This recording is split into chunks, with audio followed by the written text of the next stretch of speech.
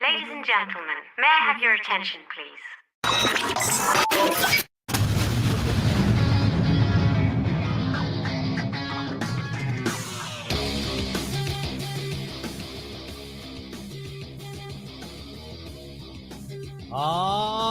Yes. Welcome into the Colby, Sapp, and IndyCar Tim show. That show that you're either watching because you clicked on a random link or because somebody told you to come here, or you've been watching this all the time. Maybe you downloaded. Maybe you've got that app ready to rock and roll, which will soon be appearing on a lot more than we shouldn't be. We've got all these things going with the show. Plus, you're here. So comment, subscribe, like, do all those things. But let me introduce ourselves again. You notice the names on the show, but let me do this separately. As in the booth, tweaking and twerking and planking and stanking, that is one IndyCar Tim. What's up? Hello, Colby. How are you tonight? I'm doing great. Fantastic. Love to be here. All these other words that are weird. Outstanding, stupendous, terrific. Yep. Affirmatory. I mean, that's obviously a good yes word. Maybe my favorite. Yeah. LA Knight making an appearance. Yeah. If you don't love that, I think there's something wrong with you. I just think it's a little understated. Like, it's just, I don't see what's special about it, Colby. It's so simple, and it's caught so hard in the wrestling ranks. It's just he's on his way. And I will tell you this as well. I've never heard of LA Knight before, like 5 minutes ago. Yeah. Well, unless you're paying attention to all the wrestling that's going on, you probably don't know who LA Knight is, but that dude's ready for a push. Who do we got over here tonight? Right now, it's Sami Zayn and Kevin Owens. They're back in the ring together as buds, and everybody's excited about that because there has been a rift between these two, but were they like Eskimo brothers or something? No, they just basically come up through the ranks together, and their wrestling styles they're both as unorthodox, but also Canadian. Their moves are very Canadian. Good day, mate. Because these boys are very Canadian, and it's a very good form of wrestling. And them two together with their uniqueness and also their mic skills is damn good. So, all right. Little wrestling talk to start off everything, and I am happy that Sami Zayn and KO are back together again, and we'll see what happens. They're going to go up against the Bloodline a little bit. They've been scheduling that feud for a while. So, are they better than the fabulous Freebirds? Wrestling wise, because I'm showing my age, my wrestling age. Wrestling wise, and for nowadays. Yes, if you were to go back in time and have them wrestle and use the same mic skills as they used back then, the Freebirds were one of the damn best. Mm-hmm. Terry Gordy. Yeah, but now as much as it's like comparing really old basketball to like right now you're getting into the uniqueness of wrestling again. So it's like Vince Carter and Dominique Wilkins, those guys are inventing things again. Yep. It's like that in the wrestling world right now because you're having to reinvent a lot of the wheel that's happening because certain moves aren't hitting like they used to.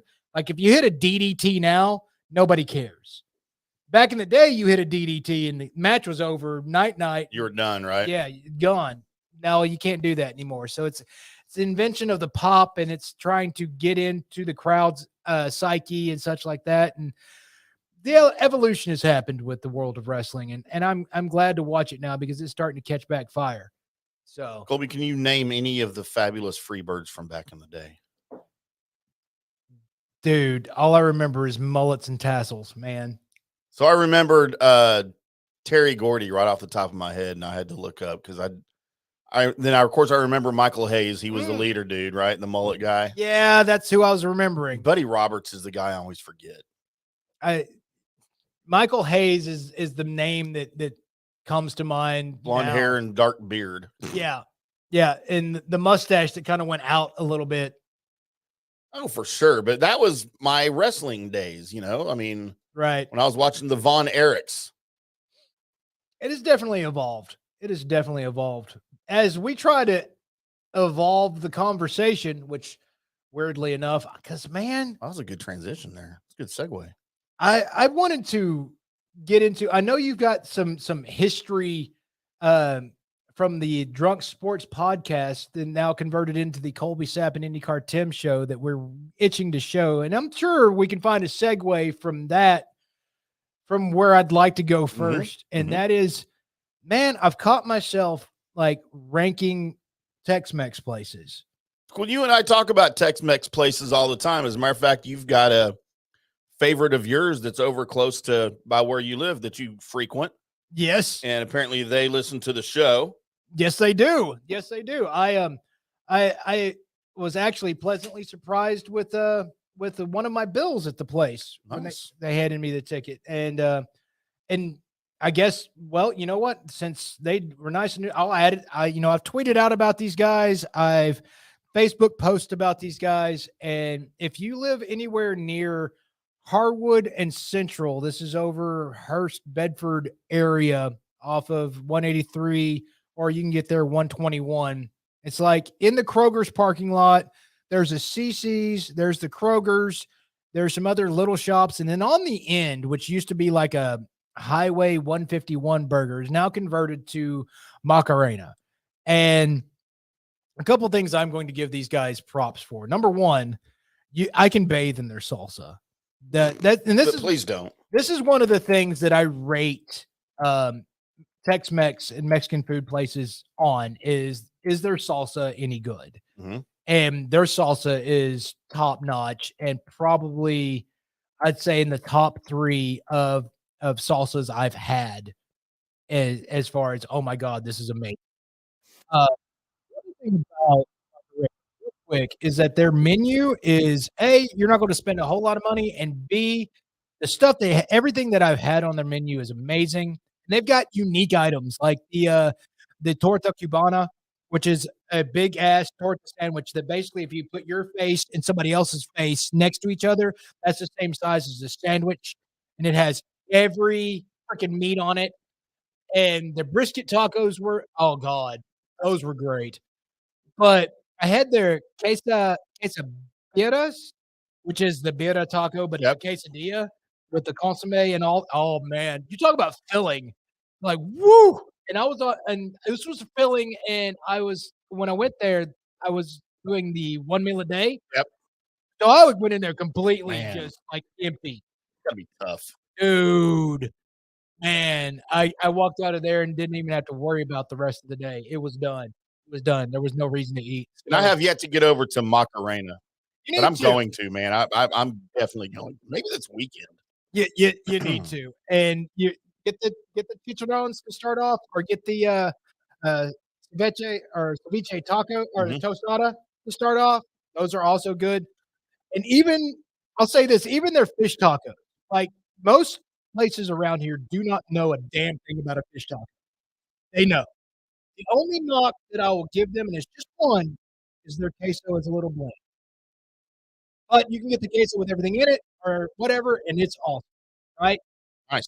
Everything else about this place is top notch. And again, like me and the missus would go there, and it's like the highest plate that's there is like 15 or 16 bucks. Right. Everything else is 13, 12, and you're not going to be full walking. And you're not going to be hungry walking out of there at all. Good place. So, but I thought, very nice. I thought that you and me should go on a Tex-Mex restaurant grading system and start just going to places like I recommend Macarena. There's Rio Mambo's another good one. Their sauce is really good. But just tell people which sauce have great salsa, great tortillas, great queso, and great rank the places like that. Let them know, because I think you and me are good Tex-Mex people. My favorite kind of food, Colby. Damn right. Love me some Tex-Mex. Yeah, we're going to be bringing that to you guys, I think, in the coming week, right? Oh, damn right. Damn right. So the idea is to go to the restaurant themselves, get like the salsa, get their tortillas, take a look at their menu. Maybe if you see something that you just have to try, get one of those, and then immediately go and film us trying them. Yeah. Type of thing, and put a rating scale out there and let you know what we think. I do know that if you go out to like GP, Grand Prairie, there's going to be a different feel for Tex-Mex out there, a different feel. The mid the North Richmond Hills that all has like different taste of salsa and such like that. So I know what I'm getting into when I go to a place and realize I know what salsa is and where I'm going to because I judge a town by its texture. So that is definitely something to get into. So let me ask you this, because I do. You have a go-to when you try a new Tex-Mex place? Is you order the same thing that you judge it by every single time? I judge the salsa, I judge the queso. And as far as the menu items, I look through and find what their specialty is. Like, if I know their tortillas are good, I know their enchiladas are going to be good. But I look for their take on a special dish. Right. And that's what I go for. Okay. So I'm less adventurous than you are. Because my favorite thing to order at a Tex-Mex place, beef enchilada, one cheese enchilada, rice and beef. I will go that with varying sauces. Like if they have an in-house special sauce, I'll always try that on those things.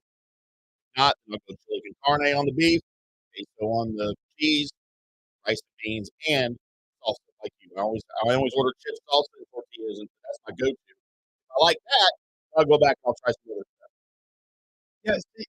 Yeah, now if like I'm in Irving, or no, if I'm in Grand Prairie, then I judge them by a specific dish because that's one of the few places I can get this fish, and that would be like the al pastor tacos.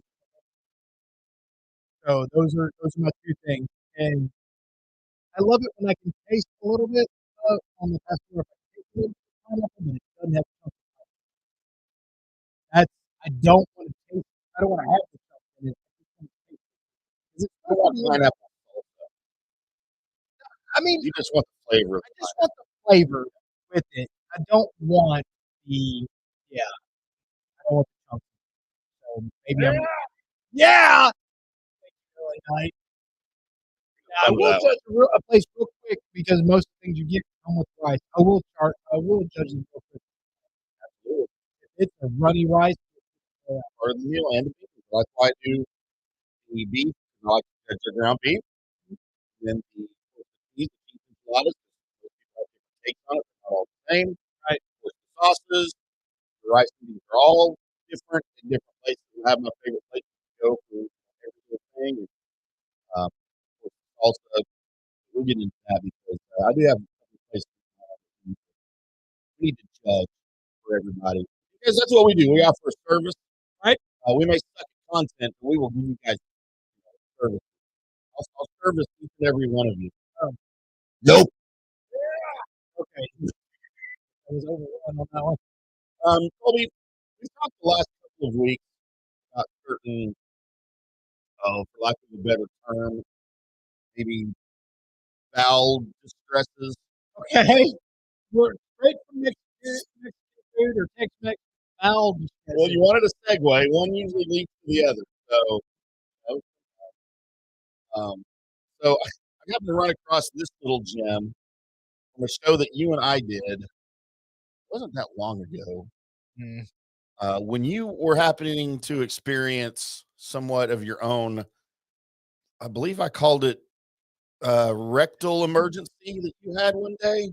And it went a little something like week, but just barely this week. We almost lost him. We may have almost lost him, and we may have had a rectal catastrophe. Yeah, it's close. As Colby almost had to miss the show, but he is here, the magical, the mystical Colby Sapp. Yes, I am here. Let me tell you something. Those folks over at Equate Whey Protein have had one guy at his job had a bad day because the isolate package that he put together that I had in my cabinet, he filled with the wrong stuff. Yes. Needless to say, it was pure whey and there was no isolate in there. In case you don't know, whey is not for those that are lactose intolerant. Isolate is for those that are lactose intolerant. And I made me some big old protein pancakes this morning, walked out with a big old protein shake that I made, got to my first stop on my job, and nearly shut the whole wine section down with what was coming out of my rear end. Ain't that some shit? Oh, my God. Let me tell you something. I had the bubble guts, and the bubble guts that were questioning which way was the exit. They didn't actually know. I felt like I was going to have an alien bust out of my damn stomach there for a little bit because it didn't know which way where the exit was, but it was hitting my sides, my spleen, my stomach, my everything else. It was lost as much direction as I did that one time I went to a haunted house, and when I'd smoked a joint and drank like a 750 of whiskey in the first room we went into, they hit us with a fog machine and strobe lights, and had tried to ask me if I knew which way was out. We were there for 15 minutes trying to find our way out of this haunted house until a security guard pulled me to the side and said, "Son, are you going to be a problem?" I said, "No, sir, not going to be a problem. Just point me to the direction that's out of here." My gas inside my body didn't know how to get out, just like I didn't know that. By the way, same haunted house experience where my buddy walks in. Like Colby's done cocaine today. And walks into this particular part of this haunted house where they had a mannequin zombie that was on a rocking chair. And he, of course, had done the same tricks that I had done before we had showed up at this place. So he was feeling really good and thought it'd be a great idea to go ahead and walk up and pull his penis out and slap that mannequin right on the face. Problem was when the mannequin's eyes opened up and it was a real human being. First of all, that is confused and as scared as I've ever seen a female zombie in my entire life. And secondly, I didn't know shrinkage could happen when you're not in a pool. Both things happened at the exact same time. I made a Scooby-Doo hole through the cardboard wall on the side of it because I was afraid that there was going to be some kind of sexual things going on that they were going to end up putting us in jail for. At the end of it, we all jumped into a side of an Astro van that wasn't even ours just to try and get the fuck out of there. So that's pretty much how my stomach's been going all today. We want to thank everybody for tuning into the Drug Sports Podcast. Colby needs to share his drugs, Big Red. Colby needs to share his drugs. You know, what the hell was going on? I was there and I don't know what was going on. Well, first describing what was up with my stomach, and then I got to story time, and then I got lost. Good God. I watched that 4 times today, and I still couldn't follow it very clearly. So you started off with trying to tell you about how lost my stomach was, about where the gas couldn't leak out, and then I equated it to the story that time at the haunted house where my guy tried to penis slap a mannequin zombie. Mannequin? That wasn't a mannequin. Oh, mannequin zombie. Huh. But we all ended up in an Astro van that wasn't ours, so there's that. So good times, huh? Yeah. Man. Well, I don't know how to transition from that to Cowboys talk. Okay. But hi, welcome to Chili's. We have had some we have had some news, some breaking news with Cowboys, of course, placing a couple of trades. Right. We had we got a receiver and a cornerback. Of course, Stephon Gilmore on a trade from the Colts. Damn right. And let's see, they got Brandon Cooks, who's a name that we've brought up a couple times as a possibility from the Texans. Didn't hardly really give up anything for either one, which as basically what you ended up trading away Amari Cooper for. You ended up with, the same kind of trade value for Gilmore and Cooks. So maybe the Cowboys have been playing chess this whole time and they just set the trade value for aging stars. I mean, maybe. Think they're smarter than everybody else? Lamar Jackson's not getting anything. They were so far ahead, they were behind and back ahead. Yeah. Well, and so I wrote a piece over CowboysSI.com about this, that this is a different feel for the Cowboys. It's a different year for the Cowboys. they're never caught up in a free agency. They never signed the big name free agents, and I still don't think they've signed big name free agents. I wouldn't call either one of these guys big names. I think they're better than what your names are that were out there as far as free agents are concerned. And that's where I was going to go. There aren't really any other than like Lamar Jackson. There's not any real huge free agent names out there, but I think these two guys are big for the Cowboys because they're both improvements over anything else you have at those positions. These guys aren't necessarily in their primes, but I still think they have a ton to contribute. Brandon Cooks gives you 1,000 yards every single season that he's played at least 14 games. Right. And he's only missed 14 games, I think, 3 times in his career. So that should be easy for Dak.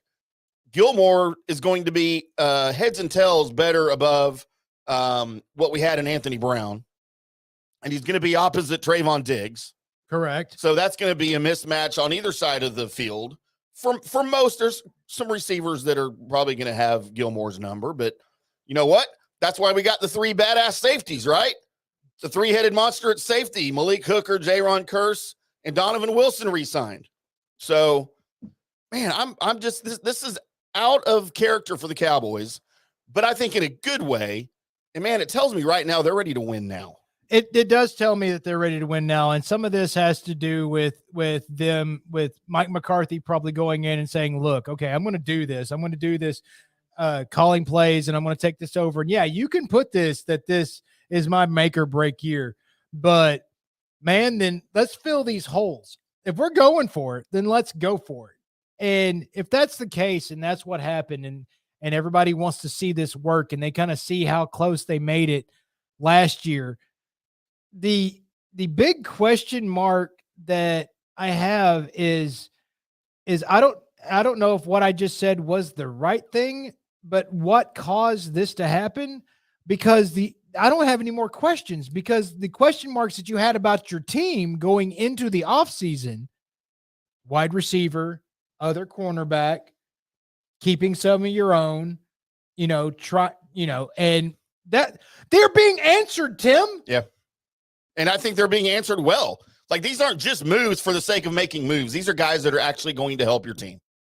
I don't understand it. As a Cowboys, it's weird, right? As a Cowboys fan, I don't understand what's going on. I don't, because this is not how it works. We hope and pray for players. We hope and pray for players, and we want them to if you're going to make trades, make trades. If you're going to sign free agents, sign the big names or whatever. There's no big names, but they made trades, and they made smart trades, Tim. These are players that, like Cooks is like, he's could play next year, but it's the owner's option or whatever, right? Team option. Team yeah. option. Yeah. Which they'll pick him up. I mean, they'll, assuming he has a decent year this year, and because he's only going to cost $13 million next year. Right. But if he, for some reason, F's up and doesn't do anything, it doesn't cost you anything to let him go. And as far as Stephon Gilmore's, he's only got 1 year left, but then that's when you hope that, he's also 32. So. Yeah. It's going for this year, but damn, I mean, this tells me that, like, the other smart moves that we want to see happen, like the draft is usually someplace where we know they're going to make a couple of smart moves. So let me go down a list of Cowboys' recent roster moves for you. And I want you to tell me yes or no if this move benefited the team. Okay. Released Ezekiel Elliott. Yeah, I mean, it bettered the team on the field. Mm-hmm. Mm-hmm. Re-signed special teams ace CJ Goodwin. I mean, he's a good one. So that's why it's called an ace, right? That's right. Re-signed Cooper Rush. For the money. I wouldn't have done it, but the money that you ended up, yes. Well, and he's a serviceable backup, and that's really all you want in that position, right? Right. Re-signed Leighton Vander Esch. Oh, that's a definite good. Re-signed Donovan Wilson. That is a definite good. Reworked the contract of Tyron Smith that cleared up money to pay these other guys. Right. So benefited the team, right? Traded for Brandon Cooks. Yes. Traded for Stephon Gilmore. Damn right. Franchise tagged Tony Pollard to keep him around at least one more year. Yeah, because and unless they come out later and say there's a Tony Pollard, new contract or whatever, then that's exactly what I want them to do with TP. Because you weren't going to do it with Schultz. By the way, breaking news just later today came out because Dalton Schultz has been a free agent over a week and nobody's even sniffed him, including the Cowboys. Right. He signed a 1-year, $9 million deal with the Texans today. And I think that's way more than anybody else was offering him. I'm not sure what the deal was with Houston giving him that much money, but you know what? Good for him. I hope he does well there. I'll be, when the Texans come on, I'll go see what old Schultz is doing. That'll be a thing. And wherever Zeke lands, I'll be going to go see, whichever team he plays for, because Zeke was, is one of those players that I will continue to root for until he retires. Sure. As long as he's not playing the Cowboys. As long as he's not playing in Philly or Washington, I'll probably cheer for him. I'll cheer for him, but it'll be a fantasy cheer. Yeah. If he's with him. I just can't, man. If he's wearing a Commander's uniform or an Eagles uniform or a Giants, I can do the Giants. I'm fine. Can't. I just can't do either one of those other two teams. I can do like the Commanders over the Giants. I just can't stand the Giants. I can't. I mean, it's like the Eagles, the Giants, and then the Commanders. I get it. You don't share the same love for Eli Manning that I do. Nobody that's ever thrown on or Daniel Jones Giants uniform or Daniel Jones. No, well, he's not that good. So he's making as much money as Dak. That doesn't. I mean, so that means he's better, right? Oh, sure. Why not? I mean, we're going to look at stupid things I saw on the internet today a little bit later. If somebody said, we might have to include stuff like that. Colby, are you ready? I am ready. This is the part of the show where I go through the people that were born today, find all the people that I think are famous enough to make my list, and then go through the list and ask you guys, which one's the good, which one's the bad, and which one's the ugly. Thus, the reason why the music for this segment sounds kind of like this, in case you didn't know. Mm-hmm. Turning 77 years old today. Probably had the most gel and product in his hair of nearly any other coach in the NBA, one Pat Riley. Oh, man, more hair grease. Dude. You talk about product placement. It was all in his head. Dude, how old is he? 77. God, we live in a world where Pat Riley is 77. That's correct. Still looks about the same. Yeah, right. Just with the more grease. That's right. Rob Wells turns 52 years old today. And if you don't know him by his name, you may know him as Ricky from the Trailer Park Boys. I'm not familiar. You're not familiar with the mockumentary Trailer Park Boys? I've never heard of Trailer Park Boys. So it's kind of like The Office. Okay. But like a fake documentary type thing. Yeah, but in a trailer park where all kinds of bad things happen. Huh. Oh, it is greatness. I've never heard it. What channel is it on? Or is it it's a YouTuber? Netflix. Oh, Netflix. It's a Netflix thing. Oh, I might have to check that out. It actually spawned a cartoon series. Oh Lord. Yeah, but Ricky, all right. The Trailer Park Boys. Yeah, no, if you haven't given it at least a couple of episodes, do, because there'll be enough memorable things that happen in those couple of episodes that you'll be like, all right, I guess I need to watch another one. Jerry Reed turned 71 years old today. Jerry Reed. The singer? Eastbound and Down. Are you sure he's still with us? It says he's 71. I can look real quick. I got it. If not, he died when he was 71. Colby, Jerry Reed died. And when? Probably 2008 at the age of 71. Okay. All right. Well, at least I got his age right. You did. I was like, no, because he would be way older than 71 now. So that had to be okay. Very good. We got you. You got me. You killed Jerry Reed. Damn it. He was also in Scooby-Doo at one point. Yes, he was. So, lots of people were. So there you go. Bobby Orr, 74. Missed that trivia question, didn't I? The last defenseman to lead the league in scoring. Correct. Remember that till the day you die. Never get that one wrong again. Mm-mm. Just like I'll never forget Craig McTavish's name again. Last guy to wear a helmet. See, I know all this crap. I know you knew all that. Had my brain on lockdown that night. Spike Lee turned 65. Overrated? Never been into his movies. You know, there were a few Spike Lee joints that I was really, really okay with, and then some of them I was like, you know what? Like, what's an example? I can't even think of one right now. Like, what? Zebra Head was one of his. I remember that one. Was White Men Can't Jump Him? No, that was Singleton, I think. Okay. I mean, he was funny as Mars Blackman in the Nike commercials with Michael Jordan. That's true. And also the whole New York Knicks thing and all that. Yeah, no, see, I do like him for that. With him and what John Stark's getting into it all the time. Yeah, well, I mean, it was basically him and anybody that was against the Knicks. Right.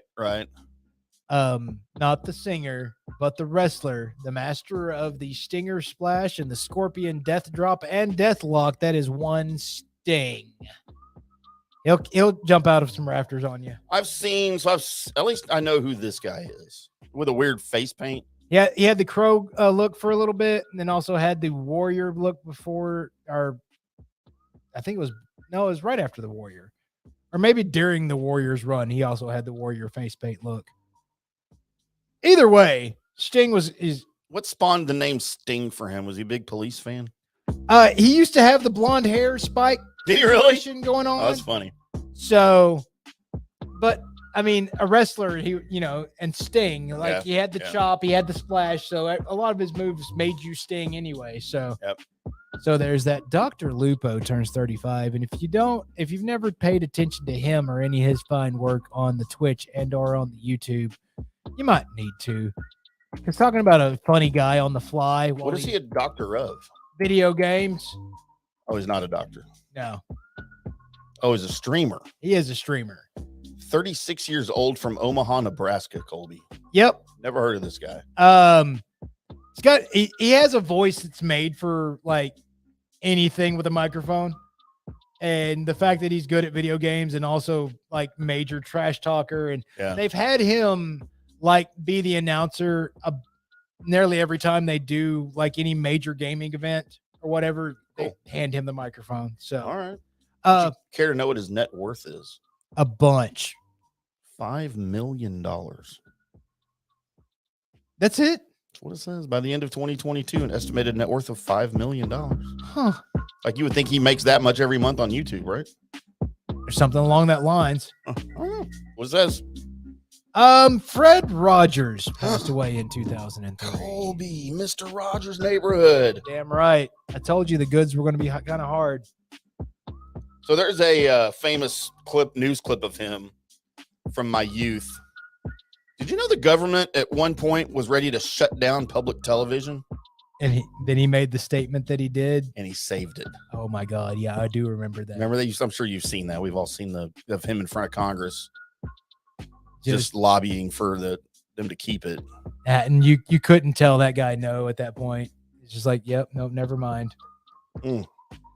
So Fred Rogers, turning 36 years old today, won Ruby Rose. Ruby Rose, I would know from. Have you seen any of the John Wick movies? A little bit.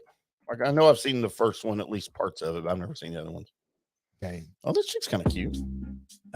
She was in John Wick 2. She's also was in Orange is the New Black. And recently she was Batwoman on the CW, but she got replaced because they found out she's not the greatest actress in the world. So, but she is really popular. Yeah, she's kind of cute for her short hair, I guess. I've had worse. You probably wouldn't have had this one. Oh, she swings for the same team that she's on? Exactly. Hey, I've been known to... Nope. At least temporarily. Nope. Change someone's mind. And passed away in 2017. They've regretted it. I bet they did. One Chester Bennington. Chester Bennington sounds like a rapist. He is the singer on Linkin Park. Well, there you go. Was the singer. I just assumed all their last names were Lincoln. Nope. By the way, I have a nephew, Colby, who's, how old is Derek now? He is probably, I don't know, he was born in 1985. All right, however old that makes somebody. His first child, I believe, he named Lincoln, but he spelled it like Lincoln Park. So Linkin Kin. yeah. And I can remember my brother, who is also considerably older than me. So David would be, I guess he'll be 65 this year, or he just turned 65 in February. I can remember at the time, this is probably early aughts, when Lincoln was born, or late, like 09, 010, 10, something like that. Right. I remember the look on my brother's face, like, the hell did you do that for? Yeah, I mean, he has no idea who Lincoln Park is. Right.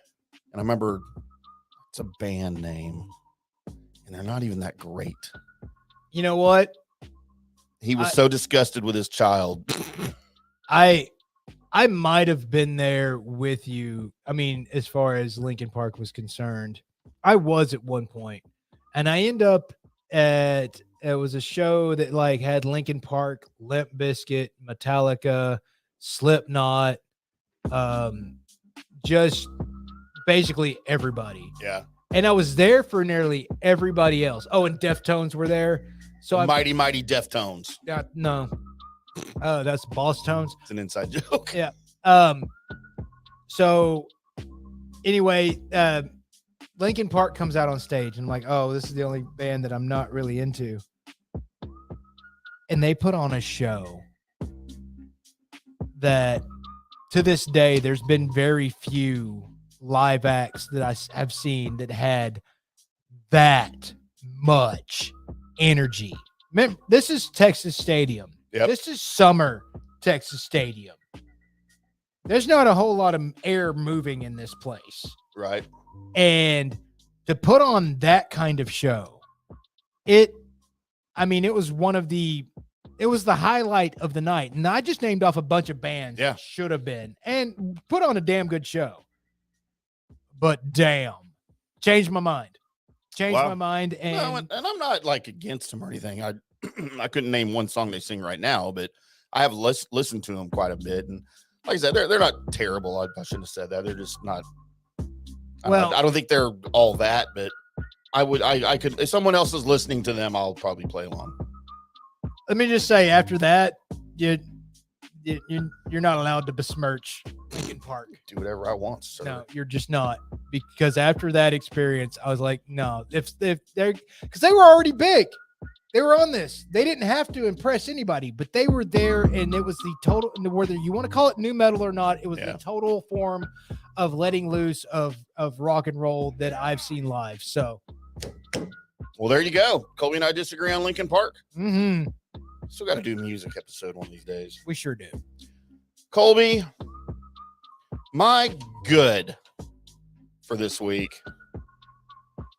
as God, there were several options for me. I could have gone Jerry Reed. Right. Love me some Jerry Reed. Mm-hmm. Could have gone Bobby Orr if I wanted to go sports. Right. Maybe the greatest defenseman in the history of hockey. But if Fred Rogers is on the table, right, you can't not say Fred Rogers, right? Yeah, I mean, at least I can't. You might not. You're probably going to go with Sting or Chester Bennington, aren't you? This is one. Yeah, this will be one of those times where I'm probably going to have multiple goods. I can't not. My bad. There's not anyone on here that's just like Adolf Hitler, right? Or Roseanne Barr. Yeah, I'll put them in the same sentence with each other. Wow. So I'll just go Spike Lee as my bad. Okay. Because, I don't know. I just don't like his movies. Pat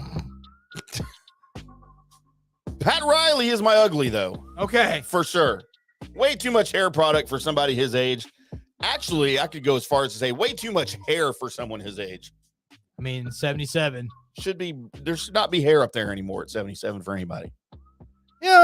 Some people got it and some people don't. I'm definitely one of those that don't. All right, goods, real quick. Fred Rogers, Mr. Rogers, if he's on the list, he has to be the good, but also because how much the band actually, once I saw them, so Chester Bennington also has to be in the good. And effing Sting is in here.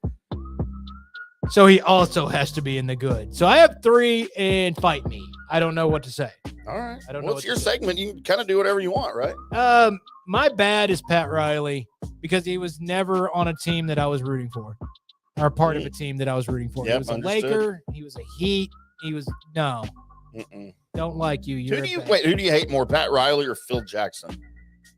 It's definitely Pat Riley because there for a little bit, as the Colby Youth was going, the Michael Jordan show was the show of record, right? Every time the Bulls were playing, I was watching. Yep. And when they weren't playing the Mavericks or whatever, I was rooting. Yep. So, yeah, no, Phil, until he got to the Lakers, Phil didn't bother you. Didn't bother me at all. Plus, Phil had sex with Jeannie Buss. This is true. And my ugly, just because I've watched Trailer Park Boys, yeah, it's definitely Rob Wells. He wasn't on there because he was the good looking guy. Oh, is that right? I also wouldn't think there was anybody on there that was truly on there because they were the good. Were there good looking guys on that show? There was one that was, the ladies' man of the group, but it definitely wasn't Ricky. Which one of us is the ladies' man of our group? Of our group, it's probably Gerb. No, he just thinks he is. I mean, I don't even know if he could pick a lady out of a crowded room. He's the rich Playboy ex-athlete. He's the rich Playboy ex-athlete, right? Is he? I mean, is golfers athletes? Wait for him to text me any minute now. I mean, that'd be my pick. It definitely wouldn't be you. See, I think it's me. My name is Jeff. Definitely wouldn't be you in that list. All right. Well, there's your good, your bad, and your ugly for today, Monday, March 20th. By the way, speaking of what we just did, we will be having that on that as part of the show later, where we have TV shows, names of TV shows in a hat. We draw one, and then we each try and describe who is the person of that show, the person of our show that's closest to that person of that show. That's going to be fun. It's going to be good times. So hold on to your butts for that. Hold on to your butts, Colby. That's right. Yeah. Damn, where is it? I got it right here. These buttons don't always work very well. Thank you, LA Knight.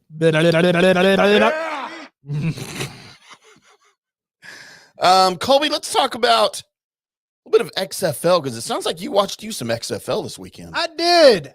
I turned on a little bit of that the Renegades and San Antonio game. Sunday night? The little Sunday night football. Watched a good bit of that and actually watched all of it to the bitter end. I will tell you, entertainment value, not great. About a 4. About that with that game. The announcers at the beginning of the game said right out the bat, if you may want to go with the under on this one, kids. Man. To which I thought maybe there was a slight bit of a joke, but I also knew that, well, the Renegades don't have a quarterback. And last time that I saw a San Antonio score, I wasn't that impressed with what they had put up on the board. I also know that those Renegades can play a little bit of a tough defense. So I was like, they're probably right. Okay. Well, it ended up being 12-10 or something like that at the end. 12-10 was your final. The Renegades do come out on top in this just offensive battle between these two high-powered West Coast offenses. The quarterbacks for the Brahmas, Reed Sennett and Jack Cohn.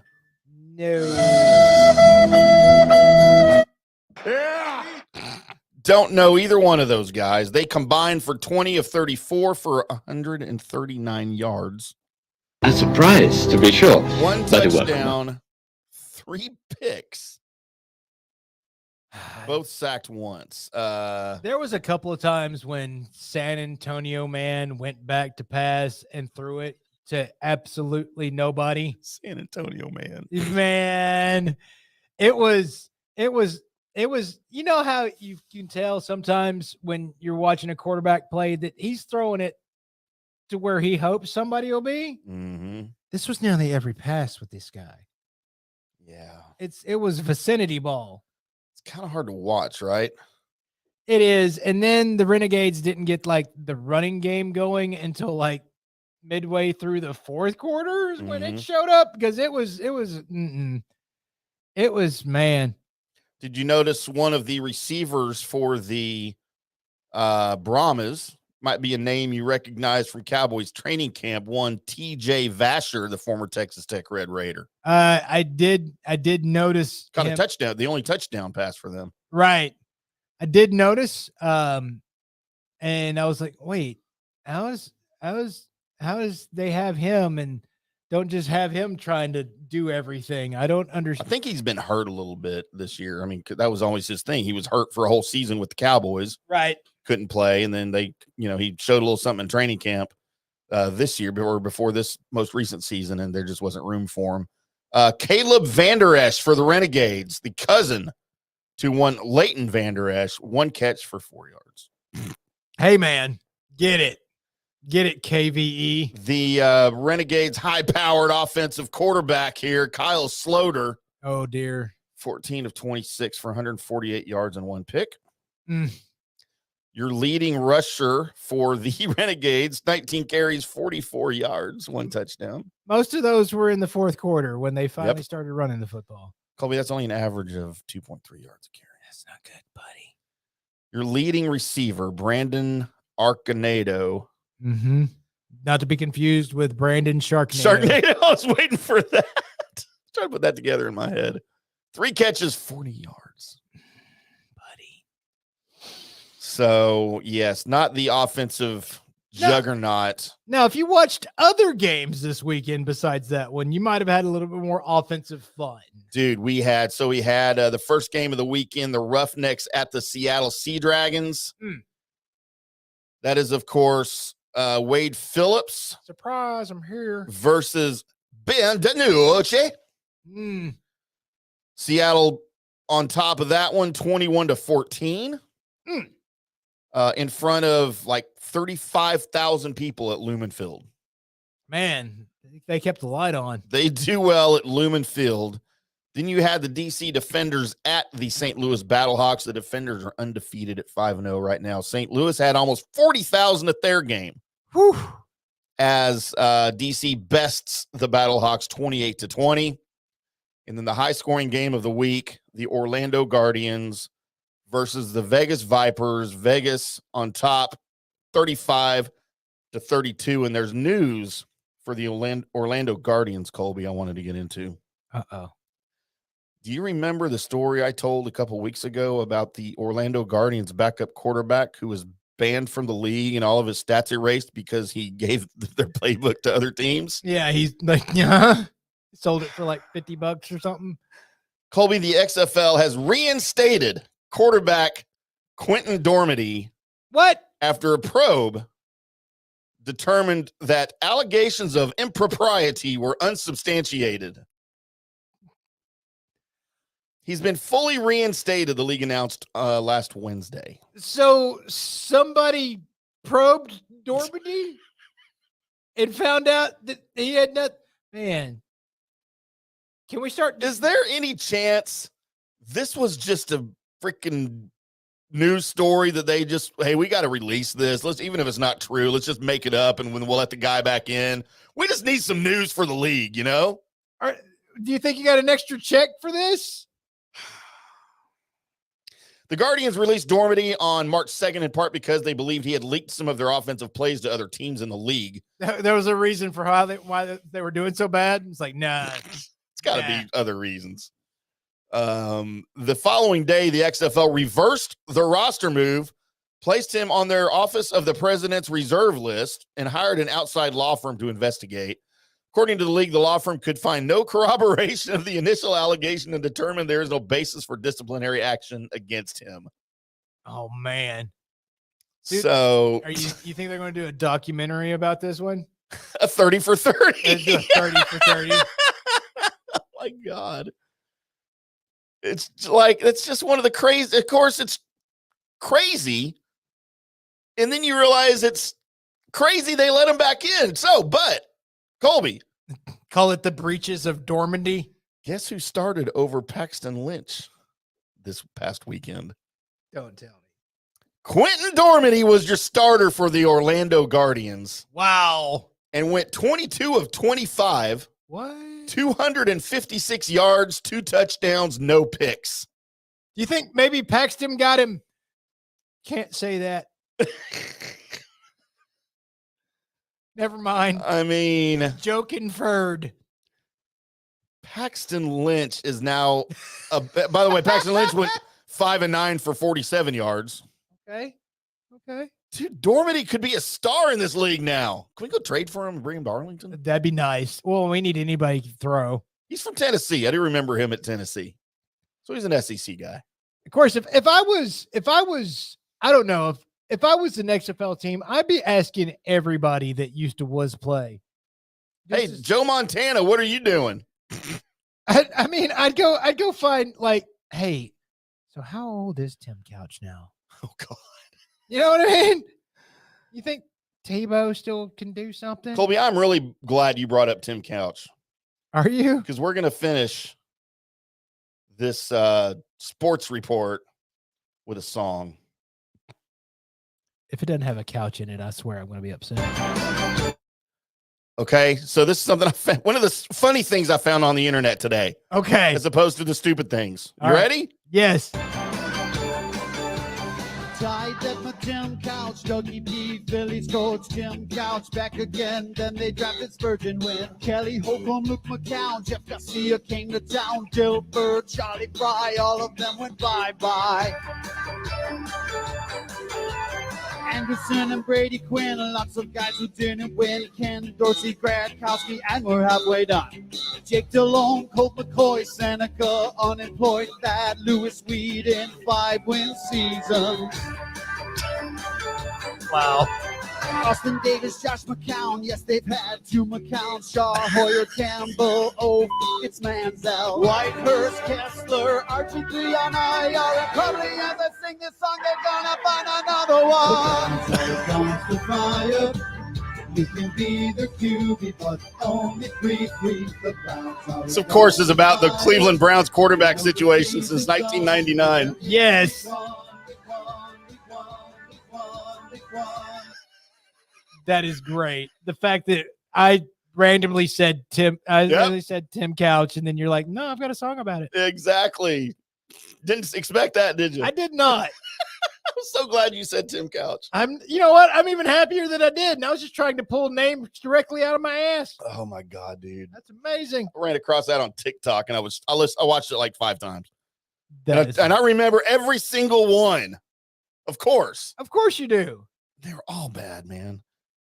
They even mentioned Doug Peterson and called him Eagles coach. So this goes back to whenever he was coaching the Eagles still. And well, you know what? Out of all of them, I do remember Jeff Garcia not being that bad. Mm-hmm. So because everybody around him was bad. That's true. That's very true. We'll see what they do with what they have now. You take us a break? I do. So coming up next, we're going to go through a list that Tim found about the top 10 Gotham villains of all time. We do have the stupidest things we found on the internet today. Tim's got something about a worst Mavs free agent signings ever. We got pet talk, and I've got news and notes. That's all coming up on the Colby Sapp and IndyCar Tim show next. Hello, sports fans. Fanstream Sports. Jeeves Law Group. I've known Scott Jeeves for quite some time, and he's just like us, a huge college football fan, but he's not just another PI attorney. He is a ferocious advocate for his clients. Scott Jeeves is a board-certified civil trial lawyer and a certified circuit court mediator practicing in Tampa Bay for over 30 years. He is an AV preeminent rated civil trial lawyer and certified circuit court mediator. Folks, these designations are not just given out. They're given only to the best trial attorneys. But more than anything, Scott takes these cases personally. I've heard it from his clients. He's a fighter you want on your side. Insurance companies hate it when they see you're represented by Jeeves. He's just different. 727-894-2929 or go to JeevesLawGroup.com. That's JEEVES lawgroup.com and tell them JP sent you. Guys, let me tell you about Bay Area Modern Medical Center. Are you experiencing low sex drive, fatigue, hot flashes, moodiness, and you just don't feel like you have the vitality you once had? You're not just getting old, it's likely low testosterone. Studies over the last 20 years show a shocking decline in younger males aged 16 to 39. Older men have seen a sharp decline as well. Do something about it. Go see my friend Christopher Lugo at Bay Area Modern Medicine. Testosterone replacement is not a frivolous treatment. It takes a professional, targeted approach that focuses on total body wellness, vitality, and emotional stability.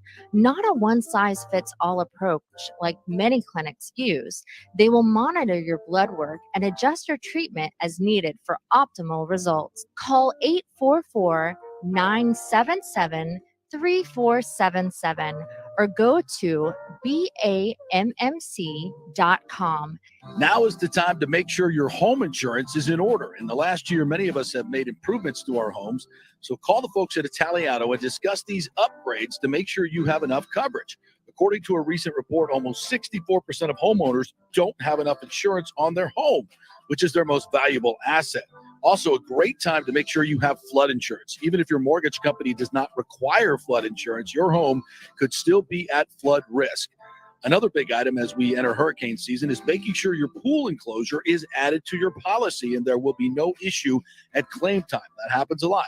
So call your friendly agent at Italiano Insurance to review your policies today. 813-877-7799 or ItalianoInsurance.com.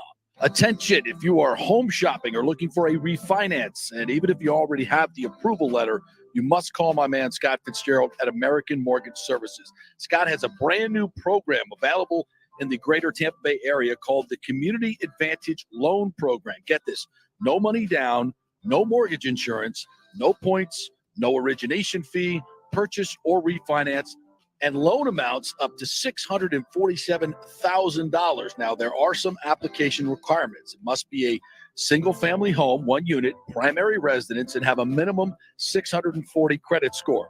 The program only applies to certain neighborhoods, so you have to call to find out if you qualify. So call Scott Fitzgerald at 813-294-7595 or email him at scott@amstampa.com. Now, even if you don't qualify for that program, Scott will shop your loan around, get you the best rates, and won't charge you the huge upfront fees. And if you've had issues with your bank calling you back, Scott will return calls immediately or at least the same day. 813-294-7595 or email him, scott@amstampa.com. Scott Fitzgerald, MLS 386722, American Mortgage Services, 1000 North Ashland Drive, Suite 1020, Tampa, Florida. Coming back at you. Now, more Fan Stream Sports. Welcome back to the Colby Sapp and IndyCar Tim Show, live from the DSP Media Studios in North Dallas. Woo! Having fun tonight, Colby. We just heard all of the Browns quarterbacks since 1999 through a song. Yeah, that's right. Through We Didn't Start the Fire, which I was hoping the chorus mentioned something about their lakes and rivers was on fire or whatever. Well, their team's not, that's for sure. No. They did have a river on fire from all the pollution years ago. I do remember that. What were you yelling at me as we produce on the air here? You were yelling at something to me right before we came back. Want to move Mavs? I was thinking about your worst Mavs free agent signing ever. I was thinking about moving that because we're getting like word that there might be some Cowboys things going on. Yep. And I thought it might be fun to have like look up availables out there and try and maybe figure out if they might be making another move and just kick that around maybe during that spot. Yeah, we can do that for sure. Because as we found out during the commercial break, the Dallas Cowboys not just traded for Brandon Cooks, and as part of that original deal, out of his $18 million, Houston was paying $6 million. So the Cowboys are only going to be responsible for $12 million of that. Right. Well, now, Colby, the Cowboys have just reworked Brandon Cooks' contract, turning $8 million of that $12 million salary into a bonus, making his total salary for 2023 $4 million, and his cap hit is only $6 million. So you were thinking you had $12 million on the books, and now you only have $6 from him. Yes. So we talked about, are they going to go get somebody else? Because you don't need necessarily that money for the draft, I wouldn't think. No, and with all the reworking, I'd love to talk to a capologist that might know exactly what, the Dallas Cowboys have left in cap room after all these wheelings and dealings, because there was a lot of fluctuation to cover, like the Gilmore and the Cooks. And then now there's fluctuation again to cover the Cooks. So I'm wondering what's happening. Maybe it's one of the guys that you were waiting to see on walking into the office to get a contract. Maybe they went ahead and did, and you're going to go ahead and get somebody on the cheap, one of your guys, or there's somebody else out there they want to go get? Because this, again, we talked about this at the beginning segment, it kind of looks like we're going all in next year. Let me throw some names at you, Colby. Ooh. Still available. Aside from the obvious Odell Beckham Jr., we're not sure they're going to do anything at wide receiver. You still have DJ Shark Jr. is available. That wouldn't be bad. And that would really be a telltale sign of where they think Gallup is. You've also got Jarvis Landry, Julio Jones in the wide receiver. You go get Julio, you're definitely in an all-in right now because it's not all available later. But a name that jumps at me, Colby, linebacker Bobby Wagner. Yes, that does kind of gives me chills when I say that. Can you imagine a linebacking core that was LVE and Bobby Wagner? And who else did we bring? Because you think of, Micah playing mostly a little bit of the edge a little bit. So, gosh, Wagner and LVE. Jadeveon Clowney on the edge. I'm out. Man, he would be cheap, though. He's the number 2 rated, still available free agent behind Wagner. Cornerback Marcus Peters. Ooh. It's probably more than what you got. How about Yannick Ngakoue, edge rusher? Leonard Floyd, edge rusher. What position do you think they're still looking at? Tight end? Austin Hooper's available. I see with what's happening, where I would be looking if I was them would be, if I'm not sure I'm getting that running back in the draft that I want, I may be looking there, but I'm also going to be looking at offensive line now. So the top rated offensive player, guard Dalton Risner. I'd be looking there. Tackle Isaiah Wynn.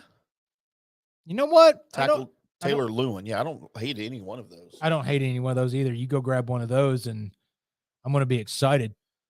As far as, what was the other you said? Of course, running back. Zeke's going to be at the top of that list. Zeke is the number 1 rated running back, still available at number 24.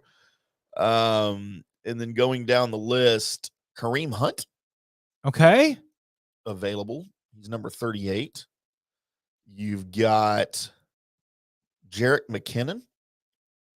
I'd be more in for Hunt than McKinnon. Yep. I mean, Hunt's probably my guy on this list. I just don't know how much money he's going to be wanting. That's it. Those are all of your running backs. Well, then you're going for RB in the draft. I think so too. And I mentioned tight end. Yeah, maybe bringing an offensive lineman in. And there's some good ones on here still, Colby. Yeah, with what you Wynn and Lewin kind of sparked my brain up. Like, yeah, that's kind of where I want to be at. Of course, Wagner, that's the name that you want to end all speculation with your defense. It's adding that guy to it. That ends all speculation for me. That's done. You shouldn't. I mean, you were already doing good with the DQ style of defense, and now there's not a hole, as barring injury. There's not a hole in your defense at all, like at all. Nope. Tim. Nope. On the front 4, the linebackers, safeties, and corners. That's a Super Bowl winning defense right there. Yeah, because when healthy, Jordan Lewis, if he ever makes it back, or Bland is your slot corner. Yep. I mean, that's a shutdown D. That's 2000 Ravens caliber right there. That's a scary MFer, because you have you have like studs at every single level. At every single level. Whether it's Micah, Tank, and don't get me started, Tank was still playing excellent last year. Yeah, he was. Then you end up with LVE and Wagner. And then you move back to corner, and both corners are good. Your slot corner's good. And then name a safety. That's either one, any of those is your stud. Yep. Physical guys. Everybody on that defense is physical. And nearly everybody on that defense can cover. Wow. I'm getting excited about Cowboys football. Now we just got to find somebody to get the ball to everybody. Well, we have that. No, it's something, something I didn't have time to mention at the beginning is I think all of these moves, it's putting pressure, the most pressure on two people, Mike McCarthy and Dak Prescott. Yes and no. As long as they do some things to shore up the offensive line, I think the pressure then goes to just McCarthy, because the one thing that even the Dak haters have said was that when Dak's good, well, it's because of the people around him. Yeah. It's because of how good everybody is, right? And the knock on Dak has been, which is a stupid one, because unless you're Pat Mahomes, everybody needs this. He needs a running game, or he needs good wide receivers, or Everybody does. Everybody does, right? And the fact that there's not a hole in this, like at all, I mean, your weakest point right now is offensive line. Your weakest point, which I think will be addressed in the draft. And I don't think it's a weak point, but it's your weakest point on your team. And the second would be, your tight end position. But I don't call that weak either, because I like both of them that's over there. I mean, I don't like it from an experience point aspect, because they barely have any, but you know what? I don't think that hurts you. No, they don't know that you're supposed to suck. Right. That's just crazy. But you know what? As far as Mike McCarthy goes, he's not going to have any excuses this year. He doesn't have Kellen Moore running Kellen Moore's offense, calling Kellen Moore's plays. No, this is all on McCarthy. This is it or die. It is. And again, when you said McCarthy and Dak, I think this is all McCarthy, because if he can't figure it out with these, as Bill Parcells would say, groceries. Yep. If he can't figure it out with these groceries, then you're not a good cook. You're just not. And it just, to me, it just points at literally everything that Jerry Jones says, boys, we got a 2-year window here. We're doing it.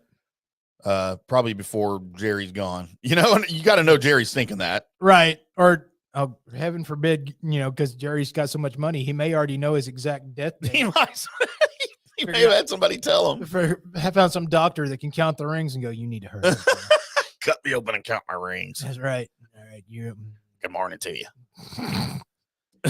There's going to be a day, Jerry, when you're not going to be able to say good morning to you. Yeah. You'll say it for your last time. Damn. Hopefully that's a long ways away, though. Well, yes. Because and even though you've probably heard rants and stuff on this particular show about how much sometimes Jerry Jones irritates us, really and truly, yes, Jerry Jones. We love Jerry Jones. Absolutely. Because I would hate for this town to not have Jerry Jones. Yep. Just because even when the Cowboys aren't doing it, they're still doing it because Jerry will tell you they're doing it.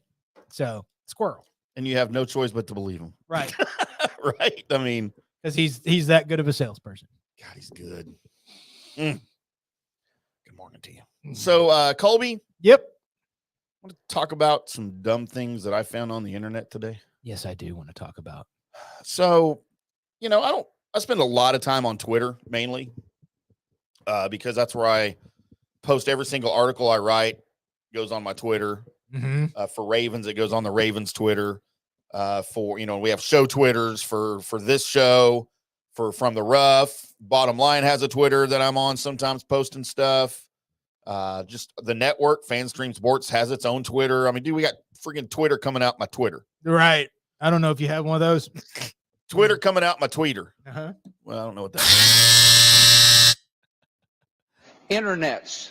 But yeah, so I'm on Twitter just a lot. So I just see the dumb things all over Twitter. I need some production value here. So these are all things that, and man, my biggest pet peeve is these stupid things where you put up a picture of a waffle, a Twinkie, a taco, and a slice of pizza. One must go. Pick one. Where the crap did that crap come from? Because that is the most mind-numbing, stupidest crap I have ever seen on the internet. It is not the stupidest crap I've ever seen on the internet. It's not even mind-numbing. A lot of times I'm like, there's an obvious choice for me in the sometimes. force. And sometimes I just have to make it forces me to know in my brain what would be the number 1, number 2, and number 3 out of that, and which one's 4 has got to go. See, you get into it way deeper than I do because I take a look at those.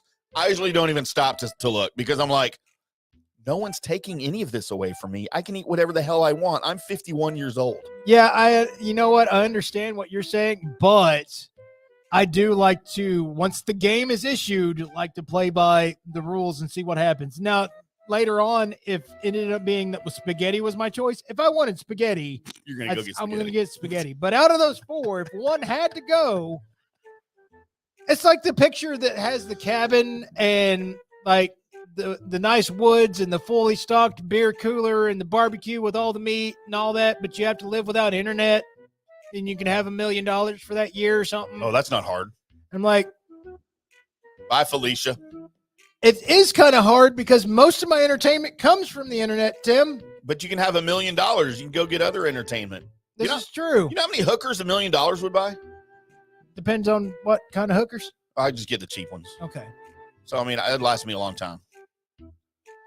Probably longer than you. Probably, because I'd be you looking don't like at the cheap ones. Well, I'd be looking at all right. What have I always wanted to do that might be in the sex industry? Probably going to take half of that money. Are you wanting to be a gigolo? No, it's just if you got that kind of money, you might as well knock out one of the list, right? Yeah, you might as well because you probably could.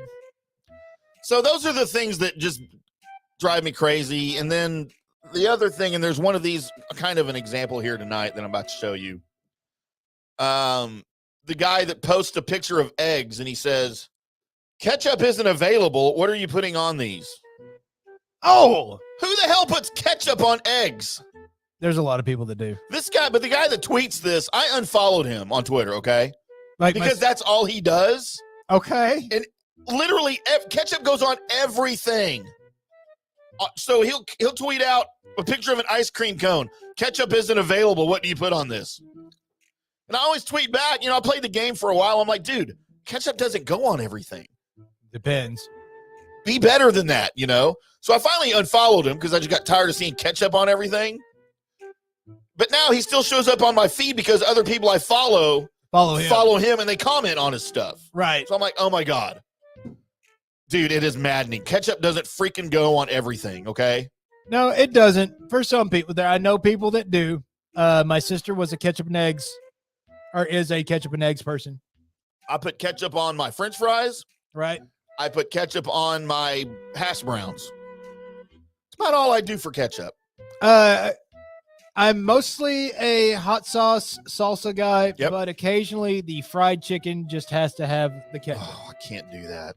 Just has to have. I used to gripe at my kids when they would do that. Well, you shouldn't. I'm like, you are 8 years old. You should not be putting ketchup on chicken.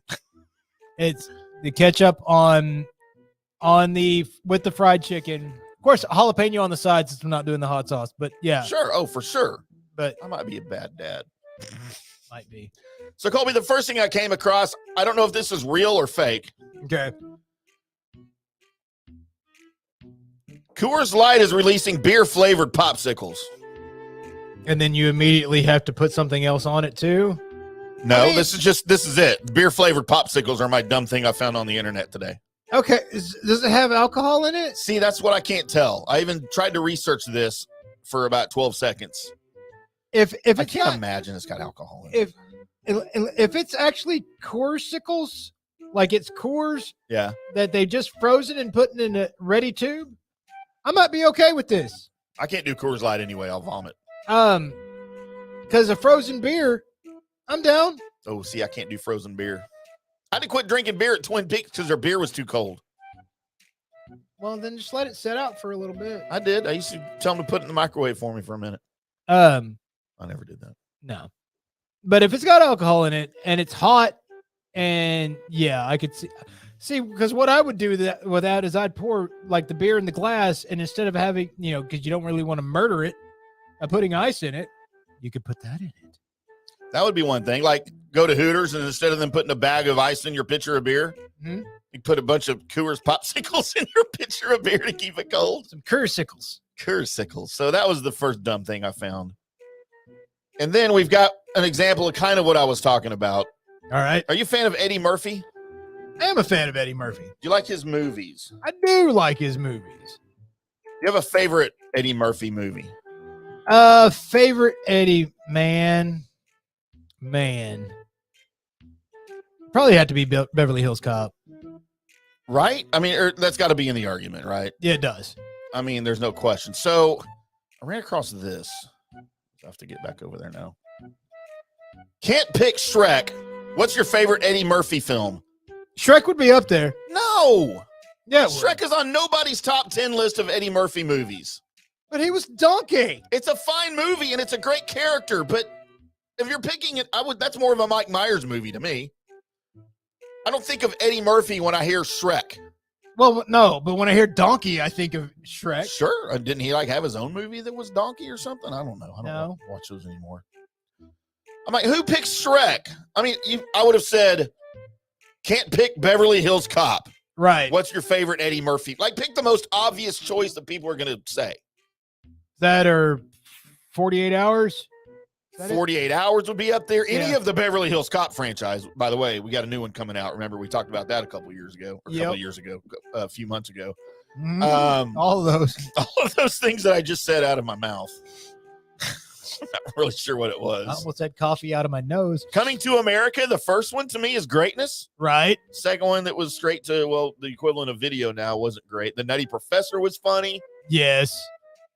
I mean, there's plenty. I mean, there's plenty of. It's like trying to pick your favorite anybody else that has multiple awesome movies, and Eddie Murphy's one of those guys that has multiple awesome movies. Yes. So that was just silly that you picked Shrek in that regard. Okay, then Colby, this is probably the most maddening thing I ever find on the internet. And okay. I don't know if it's my age. Probably.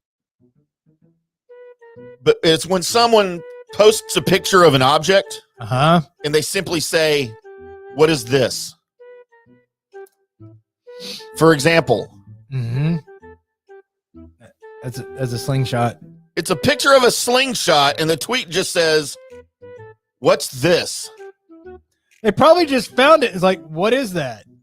They honestly want to know. I mean, no, this is one of those accounts that does all of that stuff, that just puts a picture of a pop top. What's this? Right. And I feel like they're going for, they could put a freaking telephone hanging on the wall or a payphone. What's this?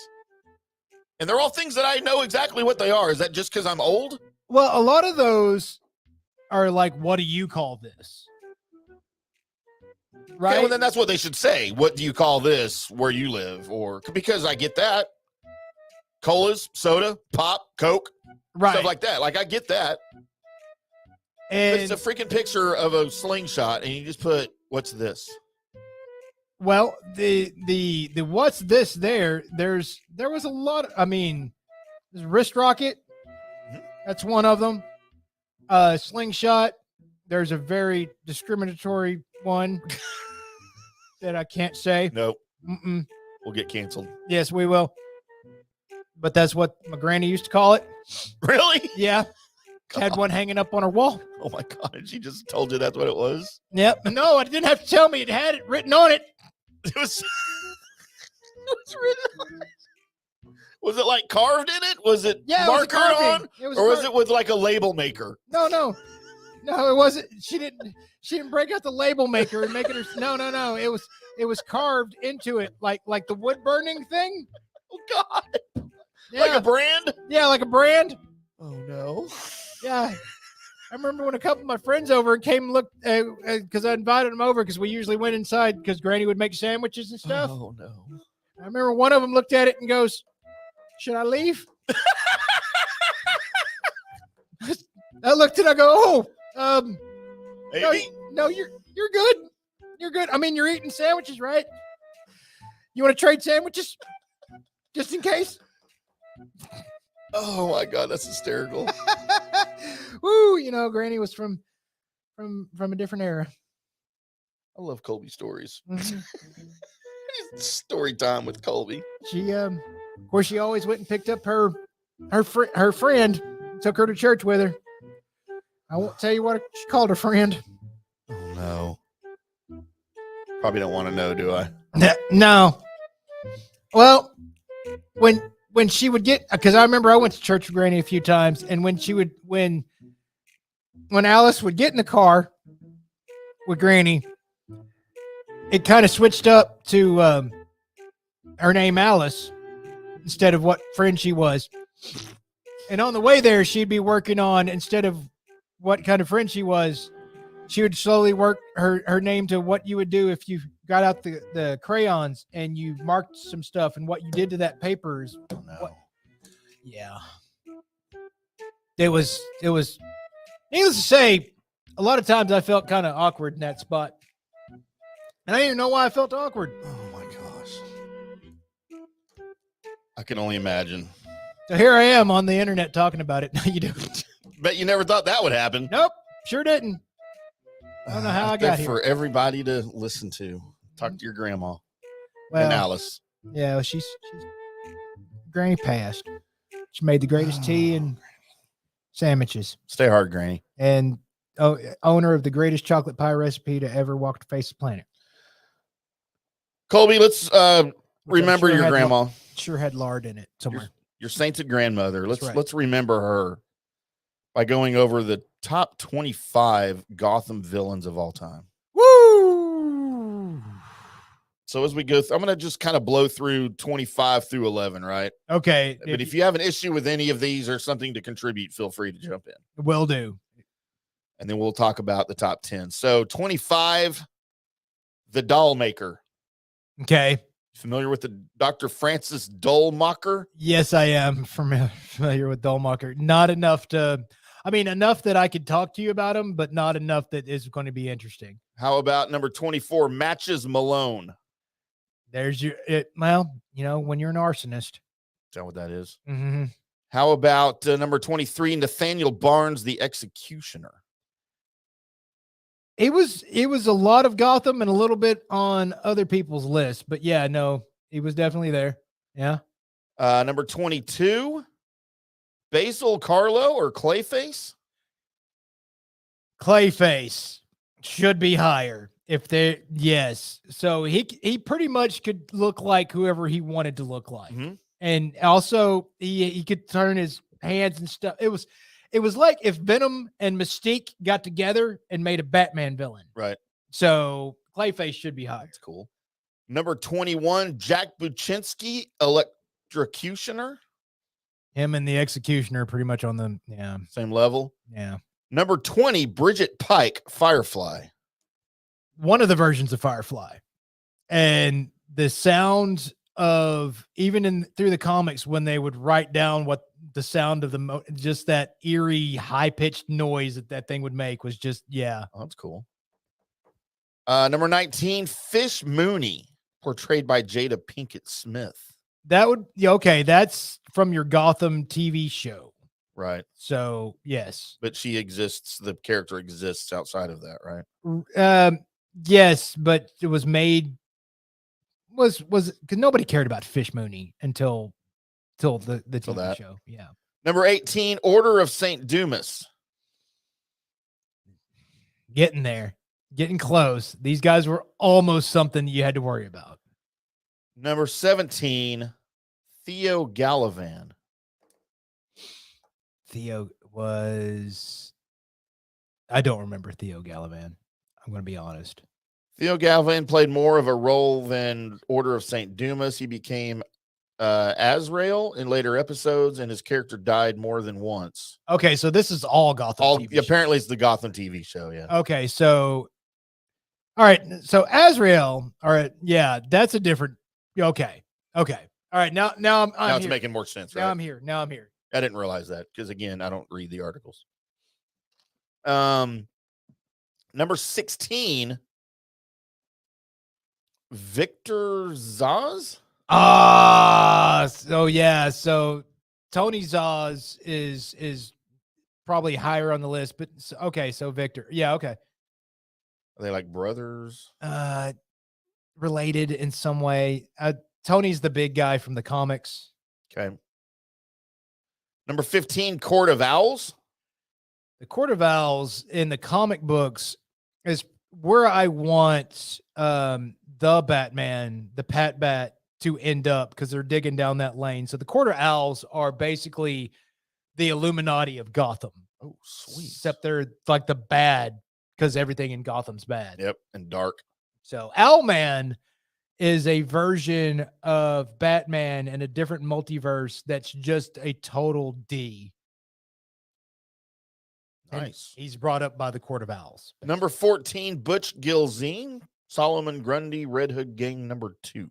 Okay. Yeah, the gang of Grundy is really the guy you need to watch out for. They made a gang of them in Gotham that basically worship the myth of Solomon Grundy. Huh. The walking undead Hulk, basically. If you wanted to put him as something. Well, that's kind of cool. Number 13, Ivy Pepper, Poison Ivy. They have hot poison ivies. She was younger. This is Gotham, so everybody's younger. So that means yes. I mean, no, she was young enough that you shouldn't say. I don't know. The one I'm looking at on screen here is pretty hot. Oh my goodness, you shouldn't say. So Poison Ivy's a big deal in Batman lore. Right. Yeah, no, I get it. Number 12, Tabitha Gallivan. Tigress. Okay, so Tigress is she ends up being an anti-hero most of the time, but I guess I can't even remember her. I think I remember her oh, that's Tigress, but that was about it as far as Gotham was concerned. This is the scariest picture I have seen out of any of these at number 11.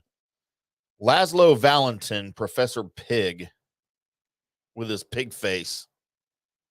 Do you remember this? I don't remember. Oh my God. I don't remember Professor Pig in the show. This has been a long time since I watched the show. Because I'm putting this on the screen because this is one of the greatest things I've ever seen in my life. Like, I just want to go watch these episodes.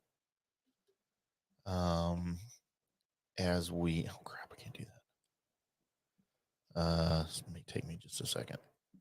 I was ill prepared.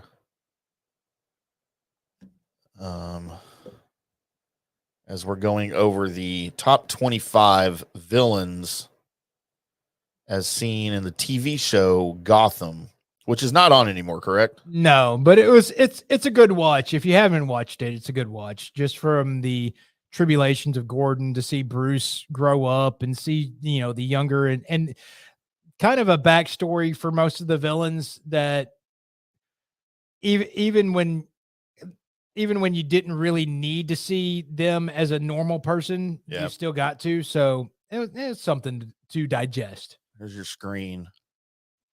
I remember that guy. I don't remember why he was there. I do remember that guy. That's really cool looking. It's like something out of Twilight Zone. Yeah, that or a Primus video. You're probably more accurate there. Number 10, Colby. We're at the top 10. Okay. Barbara Keene. Barbara Keene. Oh, she was okay. She's just an evil person in the show with an evil person. Just with the face of evil, right? She just looked like every time she was planning something, you just knew it was bad. Kind of like my ex-wives. Pretty much. As I put her on the screen for you. Yes. I mean, she was cute. The face of, everywhere she was going, there was some kind of destruction that was happening or bad. Yeah, no, And it's one of those, it's an older character, so it's like before the actual main canon of Batman. So they were Gotcha. able to dig into her a little bit more. Number 9. Oh, this is a good version of this dude too. I got to put him on the screen because I know this guy, but of course I never watched that show. Jonathan Crane. Scarecrow at number 9. Man, this is a good version of Scarecrow, though. The one from Batman Begins was a pretty good version. Yeah, that one was good too. As we throw him up on the screen for you. So the fear toxin and everything ready to rock and roll with Scarecrow here. And this been, if you watch the animated series, Scarecrow was a big player in that because they got to use a lot of not really like dream sequences, but just where Batman is actually scared. Yep. And they had one of his breakout moments of the show when he's breaking through the fear toxin and I am vengeance, I am the night, I am Batman. That's that whole, yeah. That's cool. How about number 8? Jervis Tetch, Mad Hatter. The Mad Hatter, of course, it's a playoff of the Alice in Wonderland character. But his ability to mind control by, putting cards or whatever on people's heads and such like that, basically mind control devices, that would end up turning, one point has turned like Superman against Batman, that kind of situation. So no, definitely a good villain. And I had no idea that all of these villains were in this TV show. Yes. Like I thought it was just and again, I never watched it and I always heard it was good. I thought it was just sort of a, what do they call it? An origin story.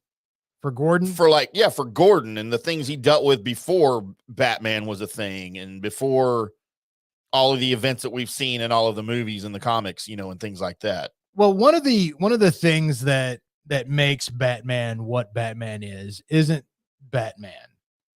It's his rogues gallery. Oh, sure. His rogues gallery is like probably the best rogues gallery. I think Spider-Man's rogues gallery is number 2. If you were to say who's got the best bad guys, but yeah, Batman is definitely number 1 because they don't have to be overpowered to take on Batman. Yeah. They've just got to be either like super smart or have, this one thing that makes them better than the normal human. Right. Because then you believe that they are somebody that you can put Batman against. And the way they were written and the fact that most people in Gotham are somehow some kind of psychotic, because your hero is some kind of psychotic. So it enabled them to have a specific touch that really didn't have to touch a whole lot of humanity. Nice. So I like that. I might have to go back and watch some of it now because, again, I had no idea they had the actual villains in it. It was a lot of origin stories for these guys. Number 7, Victor Freeze. One of Mr. Freeze. One of the, when you actually not just like look for the Arnold Schwarzenegger version, but know the background of Mr. Freeze and what he's going through and why he's what he is. So you hated the Arnold one, right? Oh, of course, because it was, I love Arnie, don't get me wrong. Right, just the character though. But the character was, that's not who, Victor Freeze is. Victor Freeze is almost a sympathetic, but yet, literally cold-hearted person. Right. But what he was, why he ended up in what he's doing was all for the love of his life. Right. So trying to get his wife back, huh? Yeah. Trying to figure that out. Ended up hitting himself. And then now a lot of times his story arc is he's trying to keep the funding going to fix his wife.